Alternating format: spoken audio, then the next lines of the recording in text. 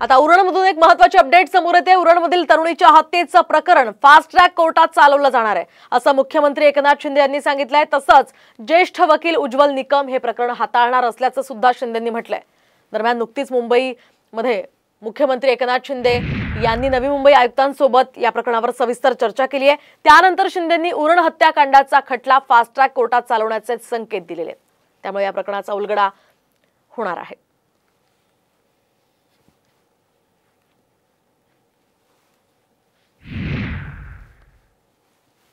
मध्ये पोलीस आयुक्तांना सांगितलं की ही केस फास्ट ट्रॅकवर घ्यावी आणि त्याला स्पेशल पीपी उज्ज्वल निकम त्यांची देखील आपण नियुक्ती करतोय।